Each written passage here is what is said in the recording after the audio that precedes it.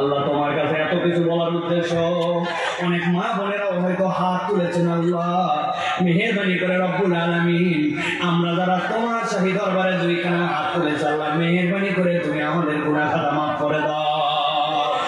এই রব্বুল আলামিন, তোমার কাছে ফরিয়াদ আল্লাহ, আমরা তোমার কাছে দাবি নিয়ে বলতে চাই, আমরা ছাড়া তোমার গোলামের অভাব নাই, কিন্তু তুমি ছাড়া আমাদের কোনো মাবুদ নাই। আল্লাহ, যে গোলামরা তোমার কাছে ফরিয়াদ করতেছি, আল্লাহ তুমি ছাড়া আমাদের কোনো মাবুদ নাই। আল্লাহ ওই গোলামদেরকে মেহেরবানি করে তুমি ক্ষমা করে দাও। আয় রব্বুল আলামিন, তোমার কাছে আল্লাহ ফরিয়াদ করি আল্লাহ, আমরা যারা আমিন আমিন বলে হাত তুলেছি, আমাদের অনেকের আব্বা কবরে, আম্মা কবরে। আল্লাহ আল্লাহ আমাদের আব্বা আম্মা যাদের কবরে, মেহেরবানি করে তাদেরকে মাফ করে দাও।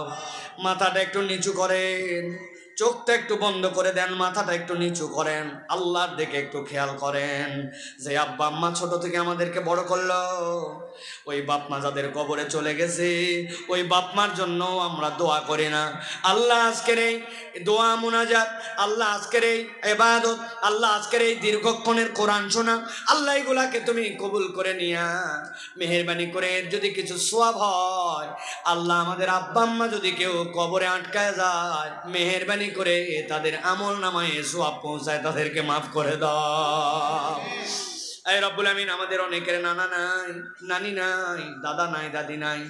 নাতির কাছে দাদাদের প্রত্যাশা থাকে, নাতিরা তার দাদার জন্য দোয়া করবে, কিন্তু অধিকাংশ নাতি নাতনিরা এই বিষয়ে বেখবর। আল্লাহ আল্লাহ আমরা যারা দাদা হারা, দাদি হারা, ফুপু হারা, ফুপা হারা, ওস্তাদ হারা, মাশায়েখ হারা, কত আপনজন কবরে, মেহেরবানি করে আমাদের যার যার আপনজন কবরে চলে গেছে, সকলকে তুমি মাফ করে দাও। এই রব্বুল আমিন, আমি জানি না কার কি ব্যথা বেদনা, মেহেরবানি করে সকলের ব্যথা বেদনা তুমি দূর করে দাও।